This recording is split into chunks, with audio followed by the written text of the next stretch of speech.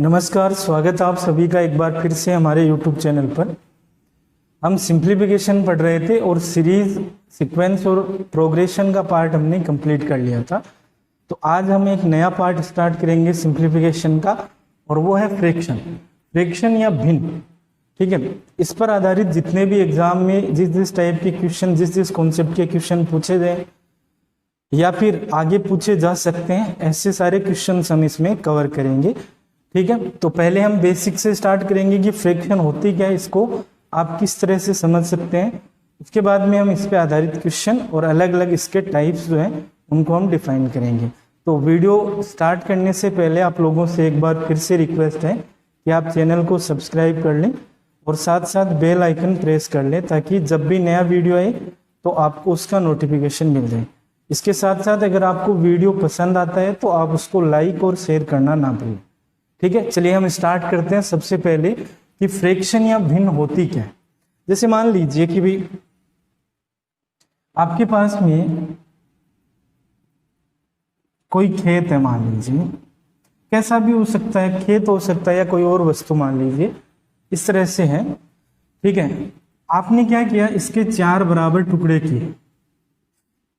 तो इस तरह से आपने 4 हिस्से कर लिए।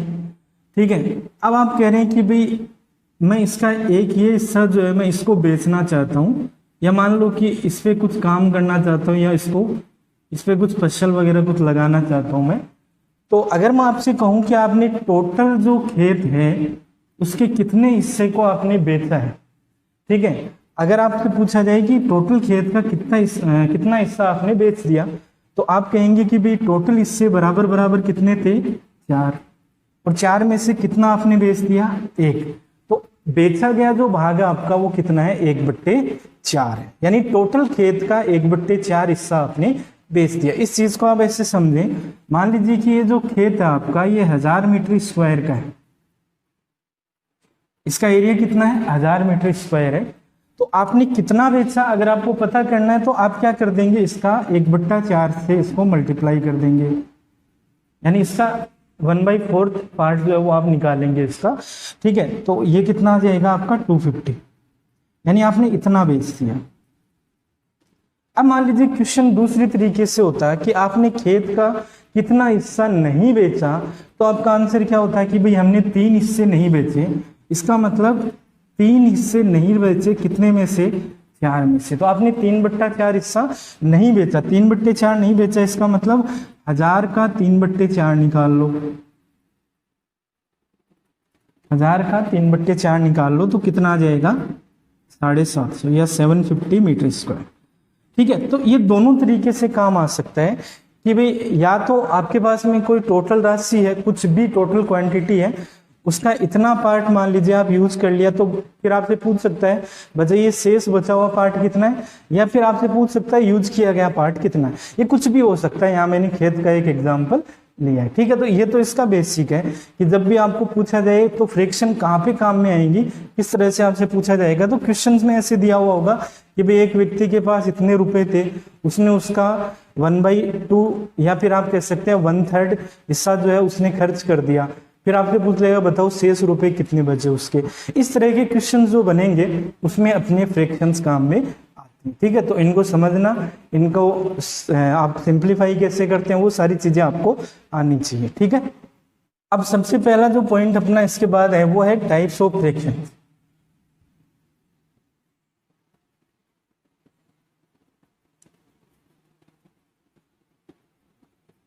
यानी भिन्न जो है वो कितने प्रकार की होती है। ठीक है, तो मैं इनको एक साथ नहीं लिख रहा हूं, सारी फ्रैक्शंस को एक साथ नहीं लिख रहा हूं, सबको हम 1 by 1 लेंगे और उनपे जो जो भी क्वेश्चन एग्जाम में बन सकते हैं वो सारे क्वेश्चन हम करेंगे। ठीक है, तो फ्रैक्शंस का पहला अपना टाइप है वो है प्रॉपर फ्रैक्शन या उचित भिन्न। ठीक है, देखो नाम से पता लग रहा है, उचित भिन्न मतलब जो सबसे अच्छी होती है, ठीक है, या जो सबसे उचित होती है लिखने में मैथमेटिकली, उसको हम प्रॉपर फ्रैक्शन या उचित भिन्न कहते हैं। फॉर एग्जांपल जैसे मैंने कुछ एग्जांपल लिखे, मान लीजिए 3/5, 7/11, मान लीजिए 23/105।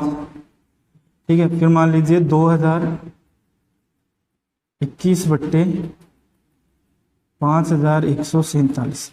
इस तरह से मैंने कुछ फ्रैक्शंस लिखे हुए हैं। फ्रैक्शंस आप सब जानते होंगे ना, फ्रैक्शंस यानी भिन्न जो होती है वो इस तरह से लिखी जाती है, जहां पे ए क्या कहलाता है, ए होता है इसका अंश,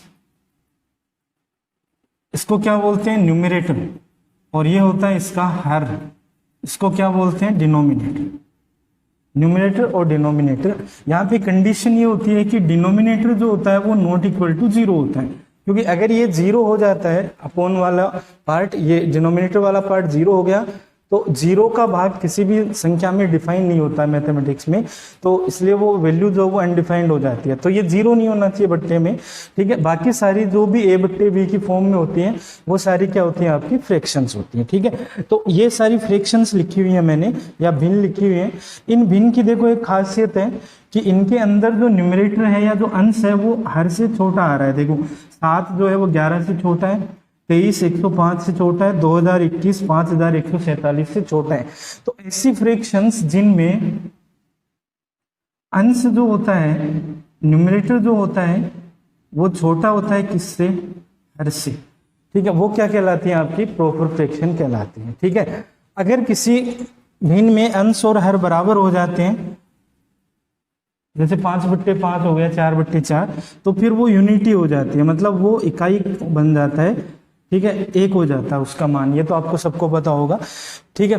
तो अंश अगर हर से छोटा है तो वो क्या कहलाएगा, आपका वो प्रॉपर फ्रैक्शन कहलाएगी।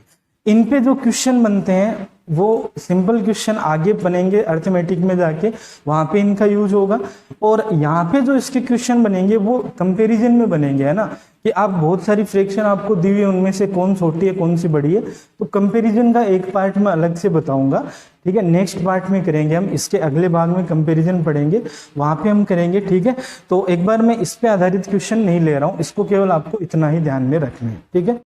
तो भिन्न का दूसरा जो टाइप अपने पास वो है इम्प्रॉपर फ्रैक्शन या अनुचित भिन्न, ठीक है। देखिए जैसे मैंने कुछ मान लीजिए फ्रैक्शंस लिखे हैं, जैसे 5/3 लिखा,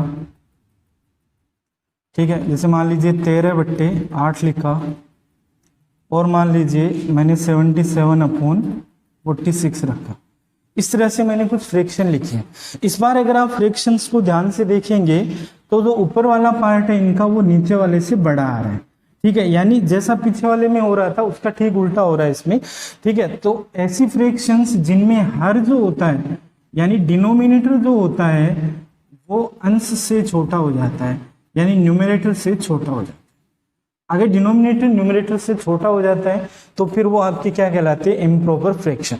ये इम्प्रॉपर इसलिए है क्योंकि इनको आगे सोल्व किया जा सकता है ना, ध्यान दीजिए, इनको आगे सोल्व किया जा सकता है और इनको और सिंप्लीफाइड फॉर्म में लिखा जा सकता है। और सिंप्लीफाइड फॉर्म में कैसे लिखा जा सकता है वो हम इसके अगले टाइप में देखेंगे, ठीक है।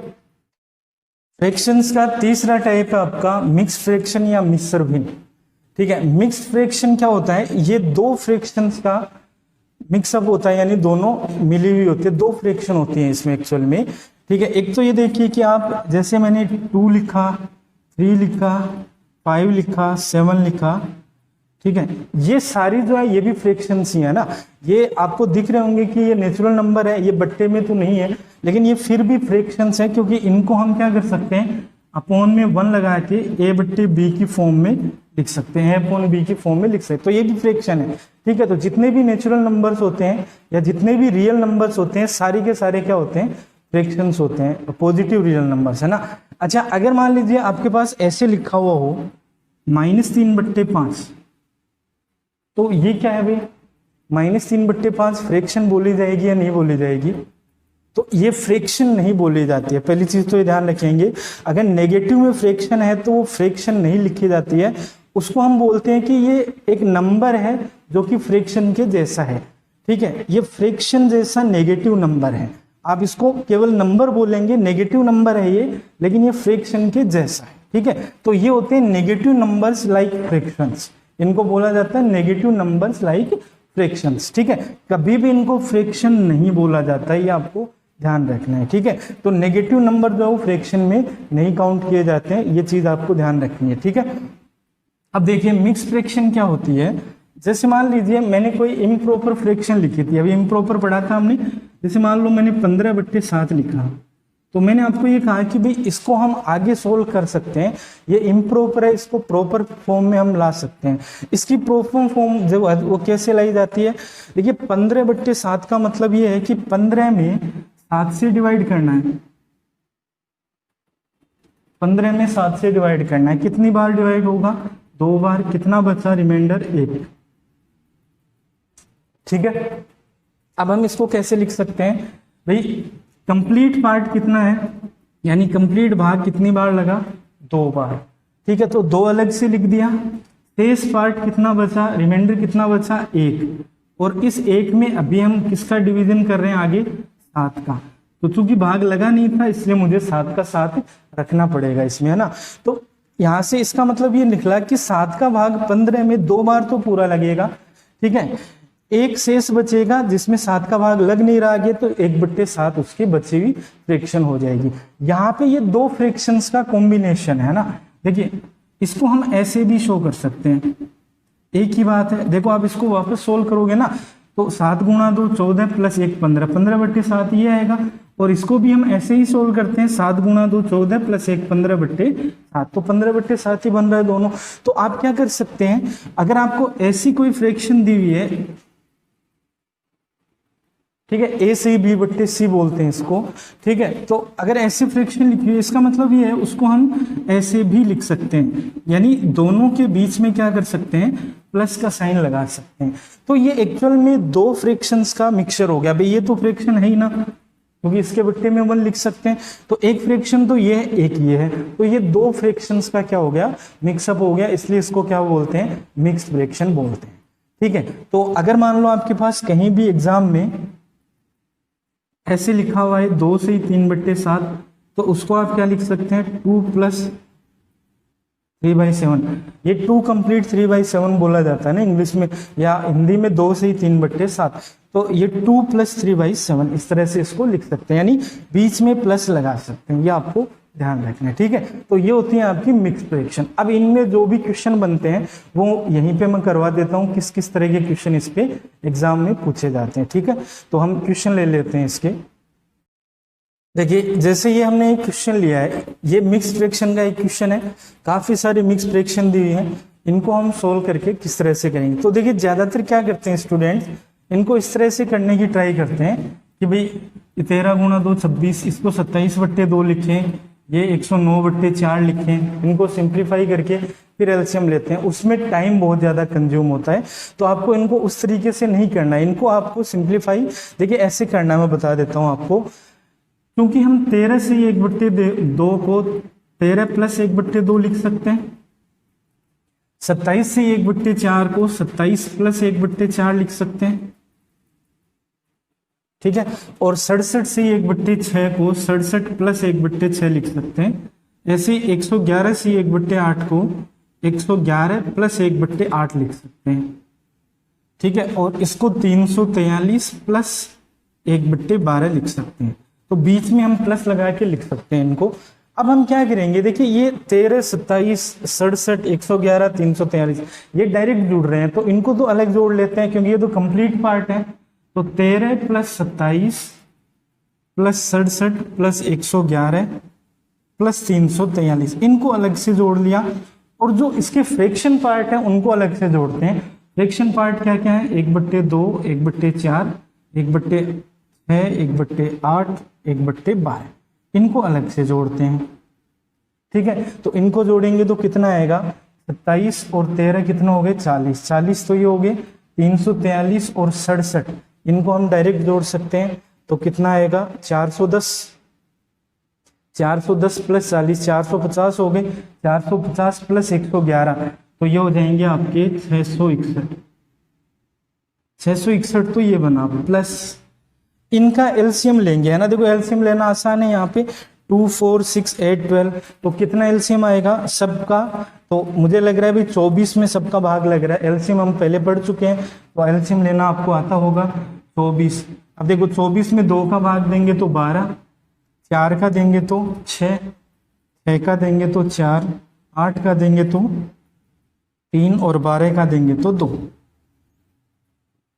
इसको सरल करेंगे तो 661 प्लस इसको जोड़ेंगे कितना हुआ, तो 12 और 6 18, 6 22, 3 25 और 2 27, तो ये 27/24 है। अब देखो 27/24 जो है ये वाला, इसको हम आगे फिर से सोल्व कर सकते हैं। 24 का भाग 27 में दे सकते हैं। ये इम्प्रॉपर फ्रैक्शन है, कितनी बार लगेगा, एक बार। ठीक है, तो इसको आगे हम क्या लिख सकते हैं, इसको लिख सकते हैं 661 प्लस एक बार भाग लगा। ठीक है, बाकी कितना बचा, 3, तो 3/24। ठीक है, अच्छा 3 से ये कट जाएगा कितनी बार, 8 बार, ये एक बार और ये 8 बार। तो देखो ये बचा 1 से 1/8। अब एक तो कंप्लीट हो गया, तो उसको तो इसके साथ मिला दो, तो 661 प्लस 1 कितना हो गया, 662, और फ्रैक्शन कितना बचा, 1/8। तो आपका आंसर आ जाएगा 662 से 1/8। ठीक है, तो इस तरीके से आप इसको सोल्व करेंगे तो आंसर थोड़ा सा जल्दी आएगा, क्योंकि मैंने पूरा लिखा है इसलिए बड़ा लग रहा है आपको। एग्जाम में तो आप इनको सीधा ही जोड़ेंगे ना, स्क्रीन पे देख के जोड़ लेंगे डायरेक्ट कंप्यूटर स्क्रीन से, और इनको भी डायरेक्ट जोड़ लेंगे, फिर दोनों को प्लस कर देंगे। ठीक है, तो इस तरीके से आप जल्दी से आंसर दे सकते हैं। ठीक है, नेक्स्ट क्वेश्चन, जैसे ये आपको एक क्वेश्चन दिया हुआ है, इसमें ये 6 नंबर है, आपको इनको जोड़ के बताना है।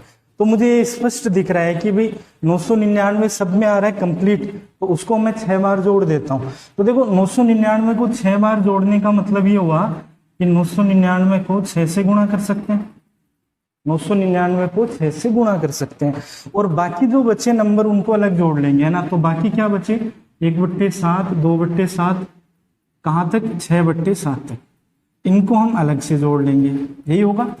ठीक है, अब देखो 999 गुणा 6 करना आसान है, क्योंकि 999 का अगर गुणा करना है तो आप उसको 1000 लिख लो ना, 1000 माइनस 1 कर लो, और 1000 माइनस 1 को 6 से मल्टीप्लाई कर लो, तो देखो क्या बना, 6000 माइनस 6। 6 को इससे करोगे 6000, 6 माइनस 1 से करोगे तो माइनस का 6, तो 6000 में से 6 कम कर देंगे, यानी आंसर कितना आ जाएगा, 5994।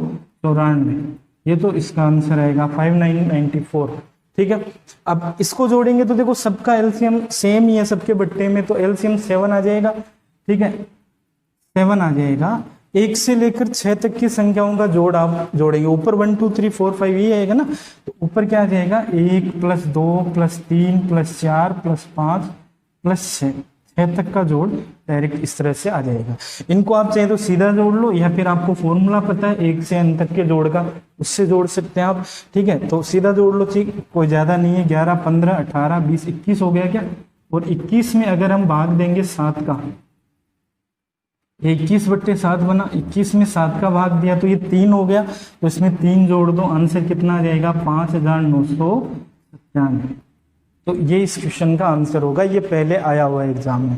ठीक है, ये अपना नेक्स्ट क्वेश्चन है। देखिए ये आपको एक मिक्स फ्रैक्शन दी हुई है, ये मिश्र भिन्न है। ठीक है, तो इसको सिंप्लीफाई करेंगे तो इसको इससे मल्टीप्लाई करके ये जोड़ेंगे, तो ये तो बहुत लेंथी हो जाएगा ना। तो इससे बेटर ये है कि इसको हम ऐसे लिख लें फिर, है ना, इनके बीच में प्लस का एक साइन डाल देते हैं, इसको इस तरह से लिख लिया हमने। ठीक है, इनटू क्या दिया हुआ है 999, और प्लस क्या दिया हुआ है 996। ठीक है, अब देखो ये 999 जो है वो इससे भी मल्टीप्लाई होगा और इससे भी होगा, तो 999 जो है इससे मल्टीप्लाई हुआ तो 999 एंड 999 ये इससे मल्टीप्लाई हुआ, फिर इससे भी ये मल्टीप्लाई होगा तो 996/999 इंटू 999 ये आ जाएगा, प्लस क्या आएगा 996। अब देखो ये तो इससे कैंसिल आउट हो जाएगा। ठीक है, इसको सोल्व करना है तो ये बहुत आसान है सोल्व करना। आप किसी भी एक 999 को क्या कर लो, 1000 माइनस 1 लिख लो, है ना, 1000 माइनस 1, इसको इस तरह से लिख लो इंटू 999, और ये देखो 2 बार जुड़ गया है ना, 999 996 और 996 ये 2 बार जुड़ गया। आप इसको जोड़ना चाहो तो जोड़ लो, नहीं जोड़ना चाहो तो आप डायरेक्ट भी रख सकते हैं, ऐसे भी लिख सकते हैं, बाद में कर लेंगे आगे, है ना। अब देखो 999 को 1000 से मल्टीप्लाई करेंगे तो क्या बन के आएगा, 999 के आगे 3 जीरो आ जाएंगे, है ना। ठीक है, फिर 1 से करेंगे तो माइनस का 999 प्लस का 996 और प्लस का 996, इस तरह से बनता है। अब देखो माइनस का 996 प्लस का 999 प्लस का 996, तो माइनस का 3 बचेगा इन दोनों में से, -3 इसमें से और कम कर देंगे तो ये क्या बचा, ये बचेगा इस तरह से, यहां से 3 और कम कर देंगे तो ये बचेगा 993, और अब इनको ऐड कर देंगे तो 3 9 9 9 9 और 9, तो ये इस क्वेश्चन का क्या हो जाएगा, आंसर हो जाएगा। ठीक है, तो जब भी आपको ऐसी टर्म दिखे कहीं पे भी कॉम्प्लेक्स टर्म, तो उसको बीच में प्लस कर लो, उससे क्वेश्चन थोड़ा सा सिंप्लीफाई हो जाएगा। और करते हैं ऐसे क्वेश्चन, जैसे ये एक और क्वेश्चन है, ये भी एग्जाम में आया हुआ क्वेश्चन है। देखो इसको कैसे करेंगे, आप इस पे फोकस करें कि भाई ये मिक्स फ्रैक्शन है, इसको सोल्व कैसे करें, तो बीच में प्लस डाल देते हैं। अपने को सीधा पता है कि भाई ऐसी कंडीशन हो तो बीच में प्लस लगा दो इनके, है ना, तो 999 प्लस 494 अपॉन 495, ठीक है, इनके बीच में प्लस लिख दो, और ये 99 इंटू में, इस तरीके से कर देते हैं। ये हो गया आपका 1/5। इस 99 को अंदर मल्टीप्लाई कर लेते हैं, तो पहले ये 999 से मल्टीप्लाई होगा, फिर ये इससे मल्टीप्लाई होगा,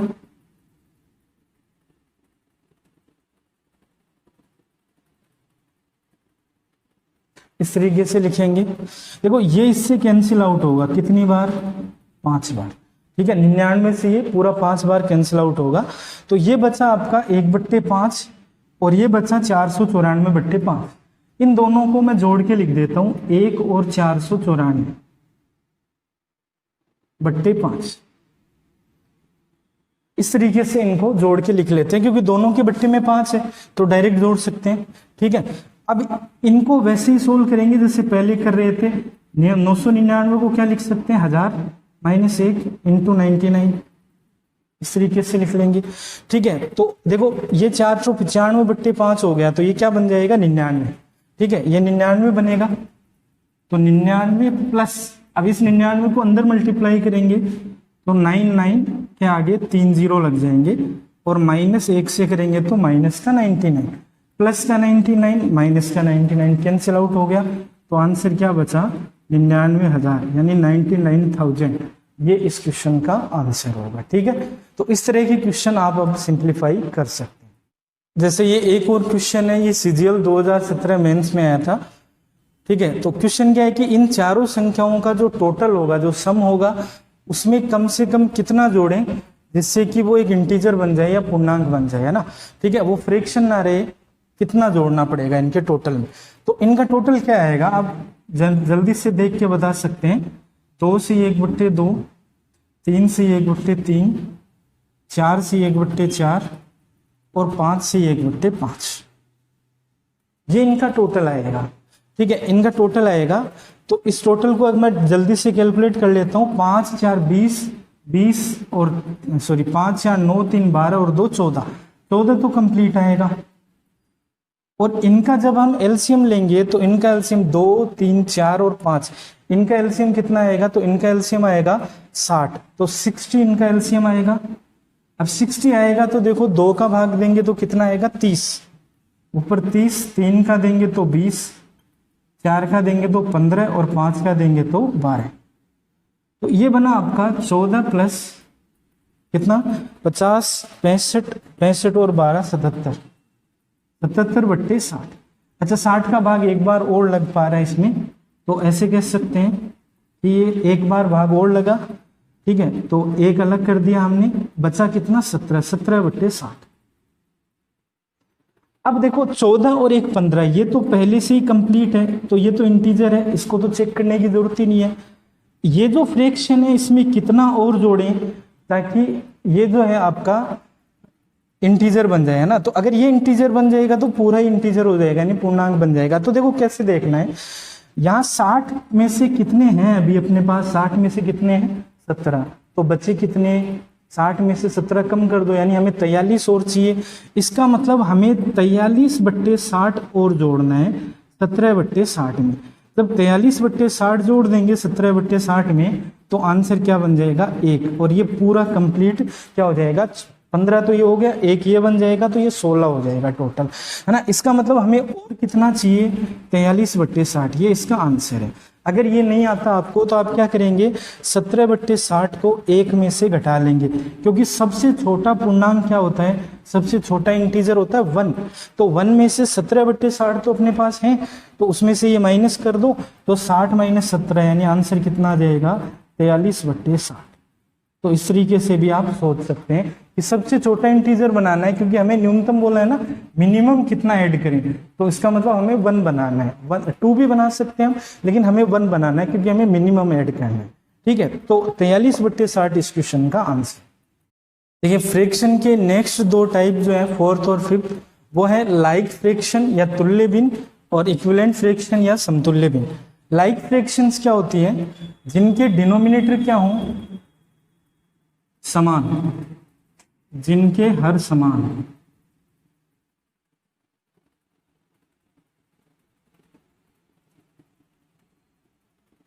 ठीक है, हर आप जानते हैं डिनोमिनेटर। ठीक है, डिनोमिनेटर क्या होनी चाहिए, सेम होने चाहिए। फॉर एग्जांपल जैसे 3/11 लिखा मैंने, 5/11 लिखा, ठीक है, 8/11 लिखा, ठीक है, 13/11 लिखा।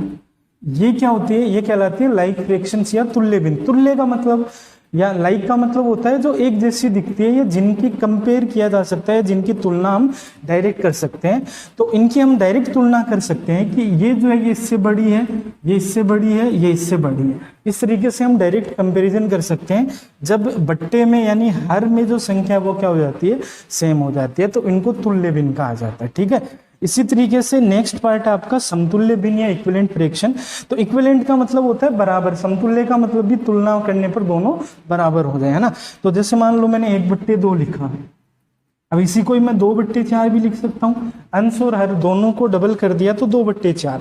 अगर इसको मैं 3/6 लिख दूं, अगर मैं इसको 4/8 लिख दूं, इसको मैं 5/10 लिख दूं, तो इन सब की वैल्यू क्या है, 1/2 ही है। हालांकि ये दिखने में अलग अलग दिख रही है, ठीक है, लेकिन जब हम इनको सिंप्लीफाई करते हैं तो सबकी वैल्यू 1/2 ही आती है।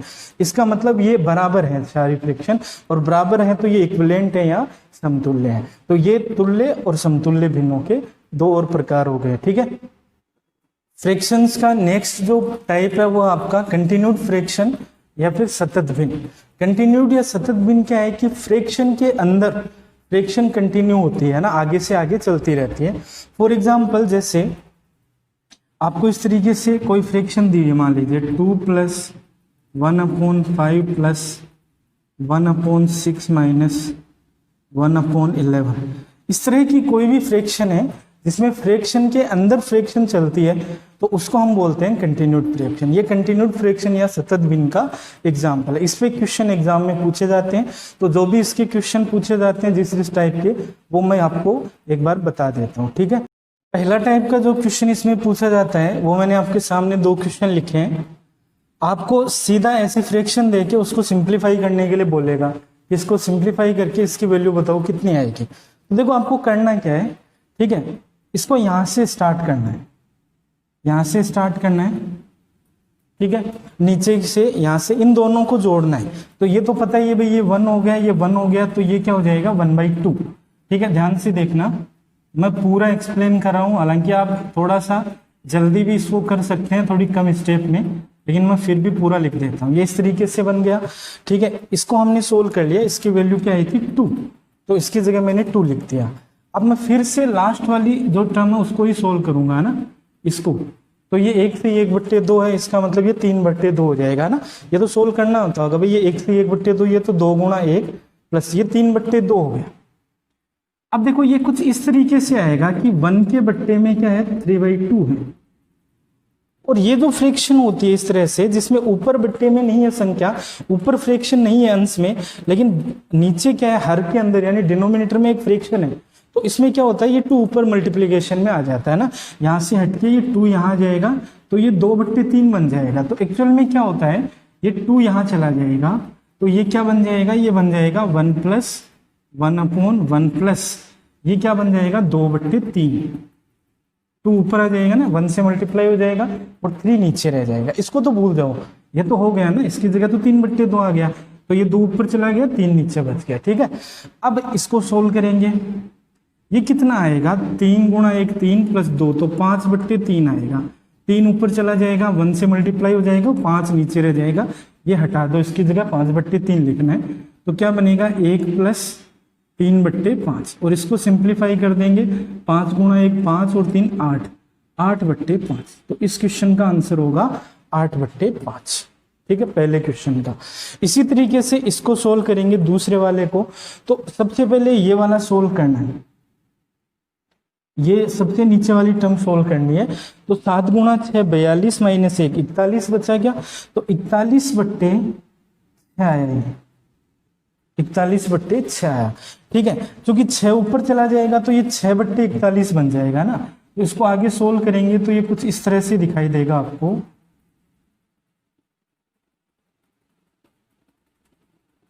ये 6/41 बन जाएगा इस तरीके से। अब 41 × 5 करेंगे तो यह आ जाएगा 205। ठीक है, 205 में से 6 कम किया 199, तो इसकी जगह जो आएगा वो आएगा 199/41। ठीक है, 41 ऊपर आ जाएगा मल्टीप्लीकेशन में, तो ये क्या रह जाएगा 2 - 1/3 + 1/4 - 41/199। अब क्या करेंगे, इसको सोल्व करेंगे, कितना आएगा 199 × 4 करेंगे। ठीक है, तो 200 × 4 तो 800, 800 से 4 कम कर दो। ठीक है, तो इसका मतलब 796, 796 में से 41 घटा देंगे तो 755 बचेगा। 755/199 आ गया। 199 ऊपर चला जाएगा मल्टीप्लीकेशन में, तो क्या रह जाएगा 2 - 1/3 + 199/755। अब 755 को 3 से मल्टीप्लाई कर लेंगे, है ना, तो 2265 आएगा। ठीक है, यह आएगा 2155 × 3 165, तो 2265 + 200 करेंगे तो 2465 यानी 2464 आएगा। तो इसको जब सोल्व करेंगे तो 2464/755 आएगा। 755 ऊपर आ जाएगा तो क्या बचा 2 - 755/2464। 2464 को 2 से मल्टीप्लाई करके 755 घटाएंगे और बट्टे 24 को 64 लिख देंगे। ठीक है, तो आगे इसको सोल्व कर सकते हैं आप। तो जब भी आपको इस तरह से सिंपल फॉर्म दी हो तो आप लास्ट से स्टार्ट करेंगे, लास्ट टर्म से, और उसको सोल्व करके आप बता सकते हैं। ठीक है, ये अपना नेक्स्ट क्वेश्चन है 2 + 1/2 + 1/2 + 1/2 + अप टू इनफाइनाइट दिया हुआ है, आपको बताना है इसकी वैल्यू कितनी आएगी। ठीक है, तो ये एक्चुअल में इनफाइनाइट सीरीज है ना, इनफाइनाइट तक क्या जा रहे हैं, जो फ्रिक्शन है वो इनफाइनाइट तक रिपीट हो रही है। इस तरह के क्वेश्चंस को कैसे सोल्व करते हैं, आगे हम इनफाइनाइट सीरीज कुछ और करेंगे, उनमें भी आपको ध्यान रखना है किस तरह से सोल्व करेंगे। जब भी आपको इस तरह से इनफाइनाइट दे रहा हो, ठीक है, तो आपको क्या करना है, इसकी वैल्यू को मान लीजिए XYZ कुछ भी मान ले, मान लिया कि एक बार इसकी वैल्यू क्या है x, तो हमें x का मान निकालना है कि x कितना आएगा। ठीक है, अब आप ध्यान से देखो कि ये जो सीरीज आपको दिख रही है, ये वाली यहां से, है ना, ये क्या ओरिजिनल सीरीज जैसी दिख रही है क्या, बिल्कुल देखो, देखें ओरिजिनल सीरीज भी तो ऐसी है 2 + 1/, है ना। देखो इसका मतलब ये होगा कि इसकी जगह क्या रख सकते हैं, इसकी जगह x रख सकते हैं, क्योंकि ओरिजिनल सीरीज की वैल्यू x मानी है हमने, तो ये ओरिजिनल सीरीज ही है, वापस इसकी जगह x रख दिया हमने, तो 2 + 1/x = x हो गया। इसको सोल्व करेंगे तो 2x + 1 हो जाएगा बट्टे x = x हो जाएगा, है ना। x को इधर मल्टीप्लाई कर लें तो 2x + 1 बराबर क्या हो गया x²। ठीक है, इन दोनों को इधर ले आते हैं हम, तो x² - 2x - 1 = 0। अब इसको हम सोल्व कर सकते हैं फैक्टर से या कैसे भी ना, ये 2 घात की समीकरण हो गए ना, ये क्वाड्रेटिक इक्वेशन है, तो इसको हम फैक्टराइजेशन से सोल्व कर सकते हैं। फैक्टर से ये हो नहीं रहा है ना, आप देखेंगे इसको करके तो फैक्टर से नहीं होगा ये, तो हम इसमें श्रीधराचार्य फॉर्मूला लगा लेते हैं। आपको याद होगा Shridharacharya formula ax² + bx + c = 0 के लिए लगाते हैं हम। ठीक है, तो क्या निकल के आता है x की वैल्यू, x की वैल्यू आती है -b ± √b² - 4ac/2a, यही आती है। तो यहाँ पे a कितना है 1, a क्या है 1, देखो इसकी इससे कंपेरिजन करो, b कितना है -2 और c कितना है -1। अगर ये वैल्यू इसमें पुट करें तो x बराबर क्या आएगा, b की जगह -2 रखें ± √b² यानी -2 का स्क्वायर -4 ए कितना है भाई, ए कितना है यहाँ पे, तो ए आप कह सकते हैं 1, तो 1 और सी कितना है -1, ठीक है, बट्टे में 2 इंटू ए कितना है 1, ठीक है। इसको सिंप्लीफाई करेंगे तो x बराबर आएगा 2 प्लस माइनस, ठीक है, प्लस 2 हो गया नहीं, ये 4 होगा, ये भी प्लस का 4, तो 4 और 4 8 हो गया, √8 बट्टे 2। √8 को हम लिख सकते हैं 2√2, है ना, 2 कॉमन ले सकते हैं इसमें से, 2√2 बट्टे 2, तो 2 कट जाएगा, सब में से क्या बचा 1 प्लस माइनस √2 अपॉन 1 को छोड़ देते हैं, 1 प्लस माइनस √2 बचा।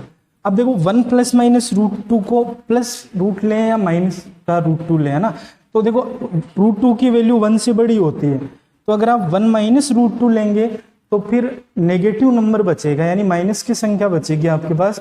अब चूंकि सारी संख्याएं प्लस की हैं तो जोड़ जो है वो नेगेटिव आने वाला ही नहीं है कभी फ्रैक्शन का।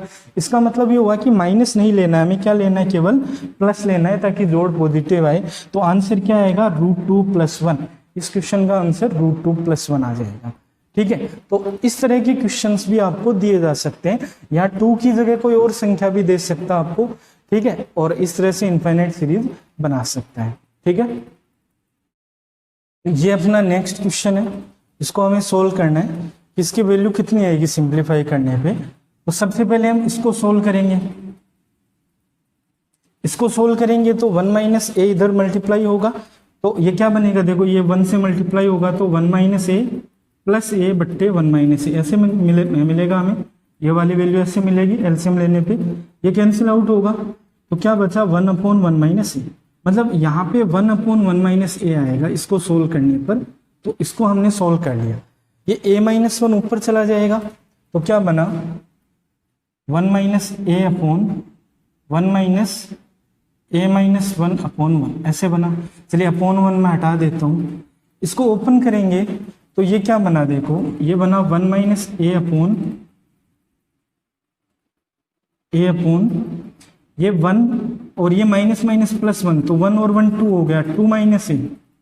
अब इसका एलसीएम क्या आएगा, 2 माइनस ए, और 2 माइनस ए 1 से मल्टीप्लाई होगा माइनस ए, तो आंसर क्या होगा 2 माइनस 2a अपॉन 2 माइनस ए, ठीक है। यहाँ से आप 2 कॉमन भी ले सकते हैं, तो 2 इंटू 1 माइनस ए अपॉन 2 माइनस ए। इस तरीके से इसको सोल्व करेंगे तो आपका आंसर आ जाएगा, ठीक है। तो कभी कभी संख्या की जगह ABCD इस तरह से कुछ वेरिएबल लिख के भी आपसे पूछ सकते हैं, ठीक है। ये अपना नेक्स्ट क्वेश्चन है, देखिए इस बार क्या किया कि कंप्लीट फ्रैक्शन हमें दे दिया 48/13, लेकिन जो उसकी कंटिन्यूड फ्रैक्शन है या जो सतत भिन्न है वो ही नहीं दी हुई है, ठीक है। उसको ABCD की फॉर्म में लिखा है और उन ABCD में ही हमें रिलेशन एक निकाल के बताना है कि इसकी वैल्यू कितनी होगी इस संख्या की, है ना। अब इस तरह के क्वेश्चंस के लिए आपको उल्टा चलना होता है ना। उल्टा कैसे, इधर से सोल्व नहीं करना है कभी भी, इधर से सोल्व करेंगे तो संख्या बहुत कॉम्प्लेक्स हो जाएगी, आप सोल्व नहीं कर पाएंगे कभी भी। हमेशा ट्राई करें कि जो फ्रैक्शन संख्या में दिए नंबर में है उसको आप क्या करें, इसके जैसा बनाएं, ठीक है। इसके जैसा बनाने के लिए आपको ध्यान ये रखना है कि ये जो 1 आ रहे हैं आपके पास, ये 3 बार 1 बन जाना चाहिए और इस तरह से ये संख्या बन जानी चाहिए, है ना, ठीक है। तो देखो कैसे हम इसको करेंगे, पहले मैं आपको पूरा करके बता देता हूँ, फिर इसका शॉर्ट मेथड भी हम सीखेंगे कि जल्दी से इसको कैसे सोल्व कर सकते हैं, ठीक है। तो पहले मैं कंप्लीट बता देता हूँ कि इसको इसके जैसे कैसे बनाया जाता है। देखो 13 का भाग डायरेक्ट लग रहा है, कितनी बार लग रहा है, 3 बार। बचा कितना शेष, 39 तक लगा ना, बचा कितना 9, तो 9/13 हो गया, ठीक है। अब देखो मुझे ये दिख रहा है कि भाई ये a प्लस, अब यहाँ पे 1 आना चाहिए, यहाँ 1 होना चाहिए, यहाँ 1 कैसे ला सकते हैं, ठीक है। अंश और हर दोनों में 9 से भाग दे सकते हैं, तो यहाँ 9 का भाग दें, यहाँ 9 का दें, तो ये 1 हो जाएगा, यहाँ बट्टे में 9 आ जाएगा, है ना।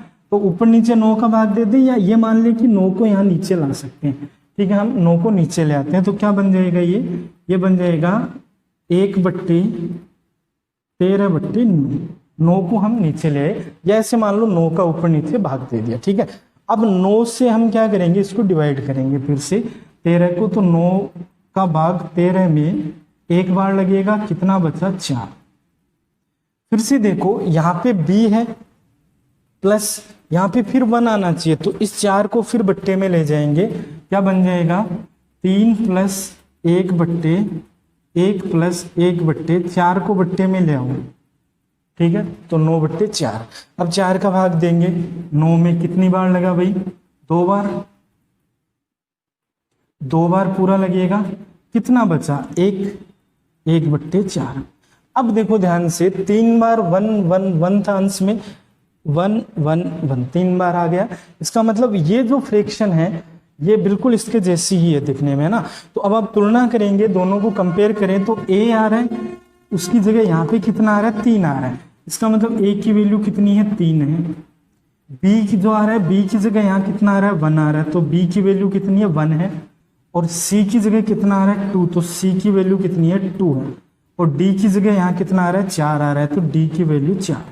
तो आप ये कह सकते हैं कि a b c d की वैल्यू हमें मिल गई, वो इसमें हम पुट कर देंगे। तो a प्लस बी प्लस सी बट्टे डी क्या मिलेगा हमें, a कितना है 3, b कितना है 1, c कितना है 2, d कितना है 4। तो ये 6/4 या कह सकते हैं 3/2।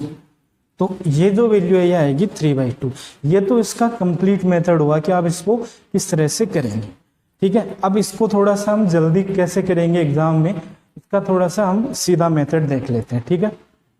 देखिए, अगर क्वेश्चन में यहाँ पे 1 1 1 1 1 ऐसे दिया हुआ आपको एग्जाम में, तो आपके लिए क्वेश्चन बहुत आसान हो जाएगा, ठीक है। ऐसा इसलिए क्योंकि जो भी आपने किया है, देखिए जैसे 13 का भाग 48 में दिया, तो भागफल यहाँ लिखा एक ही जगह, और जो शेषफल था वो यहाँ था, उसको हमने फिर नीचे ले आए और फिर उसका 13 में भाग दिया था। फिर दोबारा भागफल लिखा, फिर शेषफल को बट्टे में ले गए, है ना, जो भाजक था उसके।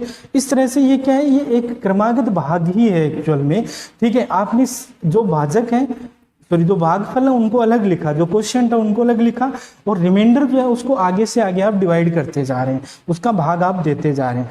फॉर एग्जाम्पल जैसे 48 जो था उसमें हमने क्या किया, सबसे पहले 13 से भाग दिया, तो कितनी बार लगा था, 39। बचा कितना, 9।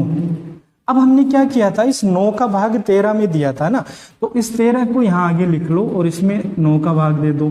कितनी बार लगा, 1 बार। कितना बचा, 4। अब इस 9 को आगे ले आओ, इसके कितनी बार लगा, 2 बार। कितना बचा, 8। अब 4 का भाग 8 में दो, कितनी बार लगा, सॉरी कितना बचा, 1। अब 1 का भाग 4 में देंगे, वो 4 बार ही लगेगा।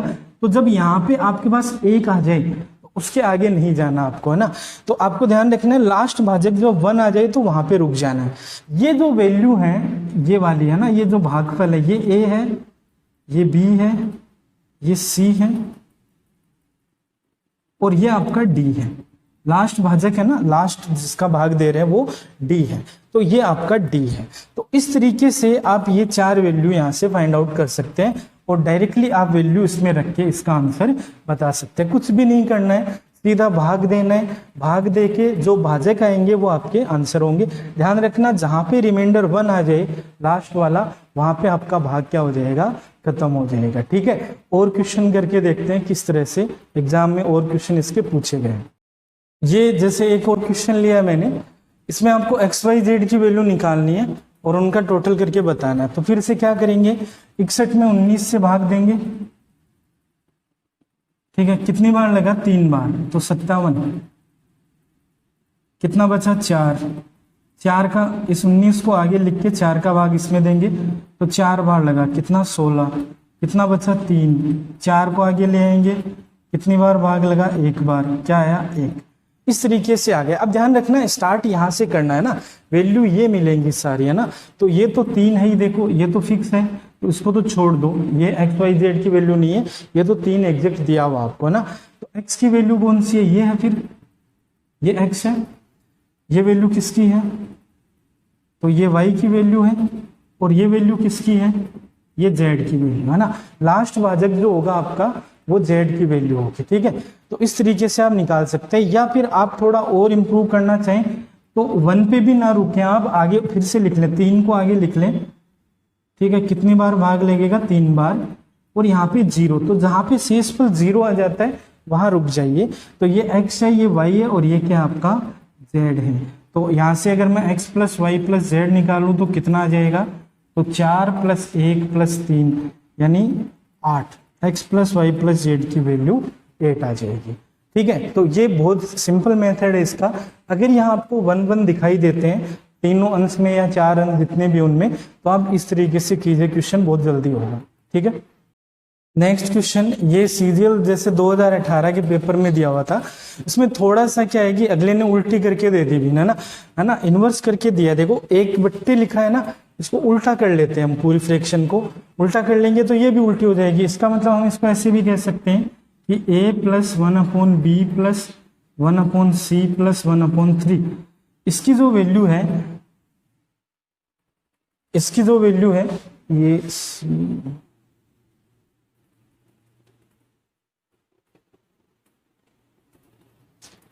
इसकी जो वैल्यू है वो आपको कितनी मिल जाएगी, 97/42, है ना। अब उल्टा कर लिया हमने इसको, तो बट्टे में 1 आएगा इसके पूरे के, लेकिन 1 लिखने की जरूरत है नहीं हमें। ठीक है, तो अब हम क्या कर सकते हैं, इसको सोल्व करेंगे, वैसे ही भाग लगाएंगे क्योंकि 1 1 1 दिखाई दे रहा है हमें। ठीक है, कितनी बार भाग लगा, 2 बार, कितना बचेगा 13 का भाग दिया 3 बार, बचा कितना 3,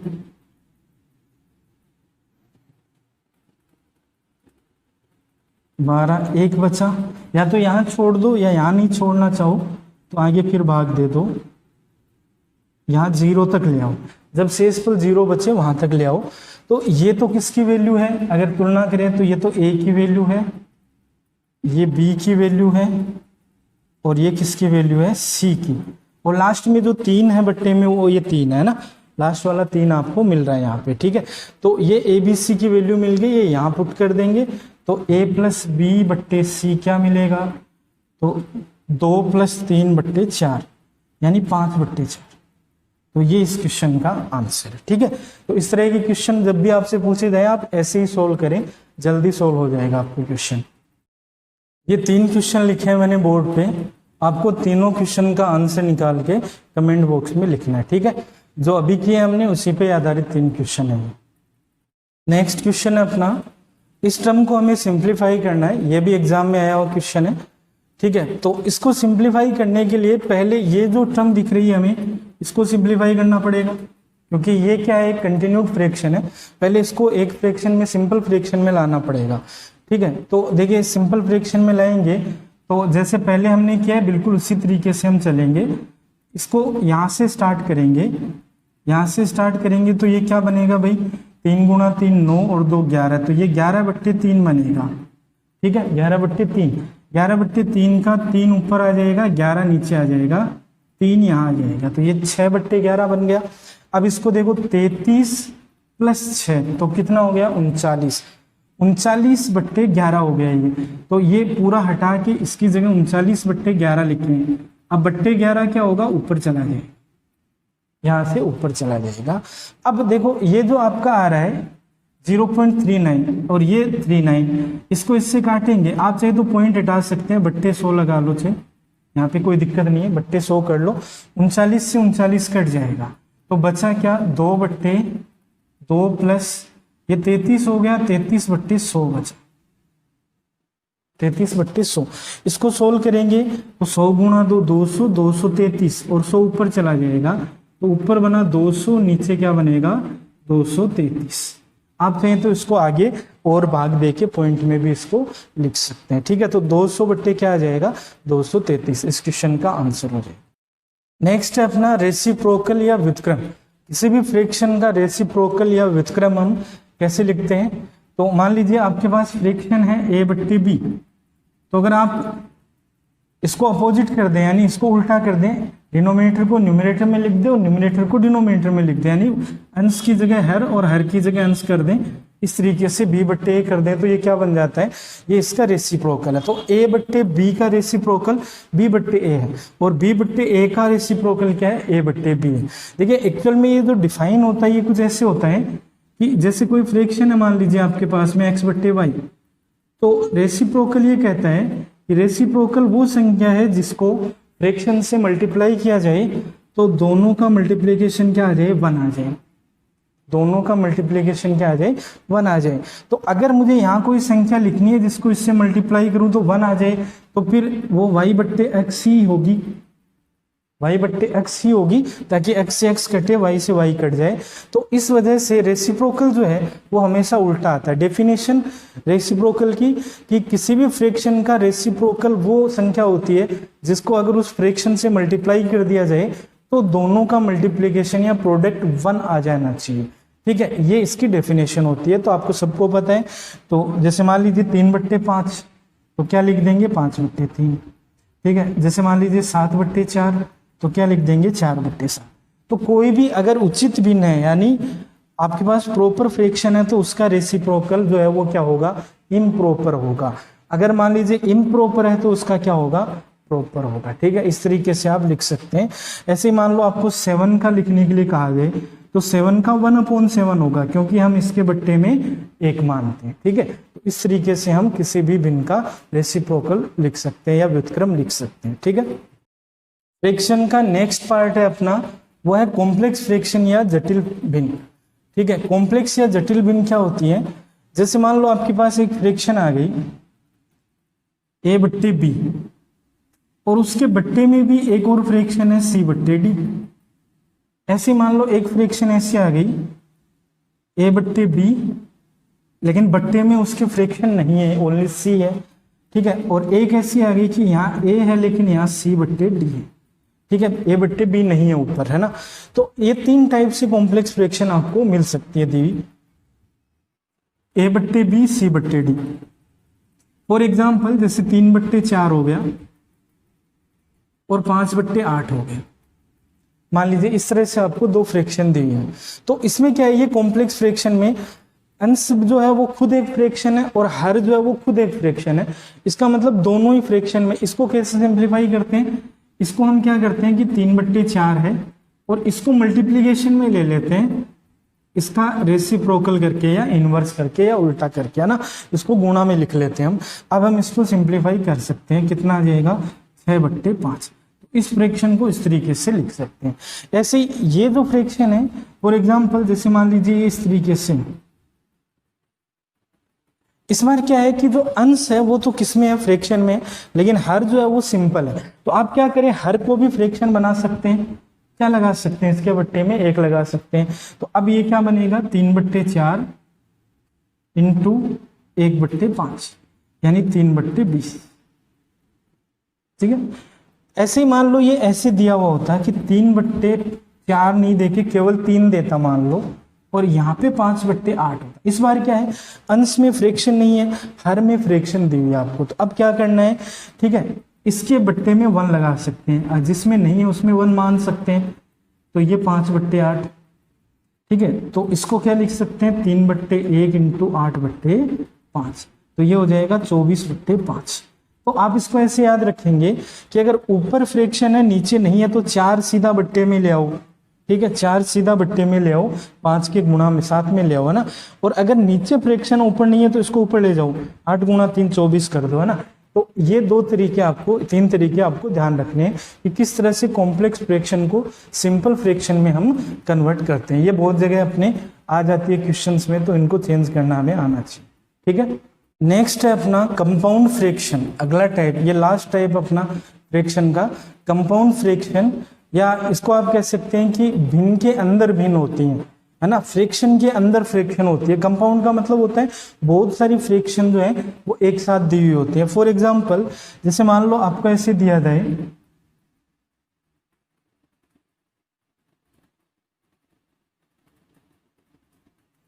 ऐसे दिया जाए तो 3/5 क्या है, एक फ्रैक्शन है।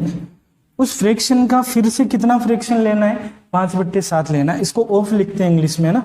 इंग्लिश में इसको लिखेंगे तो ऐसे लिखेंगे 5/7 ऑफ 3/5, यानी 3/5 का 5/7 करना है दोबारा से। तो फ्रैक्शन की फ्रैक्शन कर रहे हैं, इसको हम बोलते हैं कंपाउंड फ्रैक्शन। ठीक है, फॉर एग्जाम्पल और देख लेते हैं, जैसे मान लो आपको ऐसे दे दिया जाए,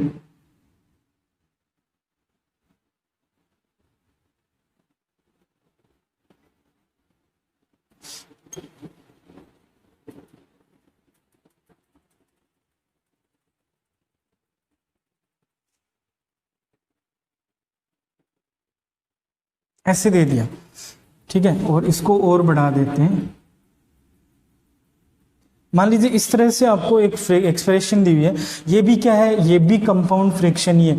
इसमें बहुत सारी फ्रैक्शंस हैं और उनकी फिर आगे से आगे प्लस माइनस गुणा भाग करके आगे से आगे और फ्रैक्शन बनाई जा रही है। ये कंपाउंड फ्रैक्शन है, यानी ये मिश्रित है, ठीक है, मिश्र नहीं है, मिश्रित है, यानी एक दूसरे में घुली मिली हुई है। ये कंपाउंडेड कहलाती है ना, कंपाउंडेड, ठीक है। तो अब हम इसको सोल्व करने के लिए जो नियम हम काम में लेते हैं, इस तरह की जो फ्रैक्शन है, इस पे क्वेश्चन बहुत आते हैं एग्जाम में, ठीक है। अभी जो एसएससी जितने भी पेपर करवाती है, ठीक है, या फिर आप बैंक के पेपर ले लो या एसएससी के ले लो, इसके सिंप्लीफिकेशन बहुत ज्यादा आता है। एसएससी तो कंटिन्यू दे रही है, पिछले 2 साल से जितने भी पेपर हुए हर पेपर में इसका क्वेश्चन जरूर आया है, ठीक है। तो ये इंपॉर्टेंट पार्ट है और इसको सोल्व करने का जो नियम है आपने सबने पढ़ा होगा, बोर्डमास रूल। बोर्डमास रूल आपने सबने पढ़ा होगा। इनको सिंप्लीफाई करने के लिए बहुत सारे लोग इनको सिंप्लीफाई करने की कोशिश करते हैं लेकिन आंसर तक नहीं पहुंच पाते हैं, और पहुंच जाते हैं तो आंसर लगभग क्या है, गलत आ जाता है, ऑप्शन मैच नहीं होता है। एक तो ये टाइम कंज्यूमिंग क्वेश्चन होता है क्योंकि टाइम बहुत ज़्यादा लगता है इसमें सोल्व करने में स्टेप वाइज, और दूसरा इसको जब हम सोल्व करते हैं तो बहुत बार आंसर जो है वो गलत भी आ जाता है स्टूडेंट्स का, क्योंकि कहीं ना कहीं कोई ना कोई नियम वो ढंग से नहीं लगा पाते, ठीक है। तो बोर्डमास रूल के लिए हमें अलग से पढ़ना पड़ेगा और इस पे काफी सारे क्वेश्चन हमें प्रैक्टिस करनी पड़ेगी, तब जाके आप बोर्डमास रूल सीख पाएंगे जल्दी से अप्लाई करना, ठीक है। तो फिलहाल इस वीडियो में हम बोर्डमास रूल नहीं पढ़ेंगे, अगले वीडियो में बोर्डमास रूल पढ़ेंगे। उसके अलावा फ्रैक्शंस की जो सीरीज बनती हैं वो सीरीज हम पढ़ेंगे। 2 चीजें हम नेक्स्ट वीडियो में करेंगे, तो अपना जो फ्रैक्शन का ये पार्ट है ये कंप्लीट होगा। उसके बाद हम डेसिमल्स पढ़ेंगे। डेसिमल भी हालांकि फ्रैक्शन का ही पार्ट है, ठीक है, लेकिन वो हम अलग से पढ़ेंगे डेसिमल्स, ठीक है। तो अगले वीडियो में बोर्डमास रूल और सीरीज, फ्रैक्शंस की सीरीज के साथ में हम फिर से मिलेंगे। तब तक के लिए धन्यवाद।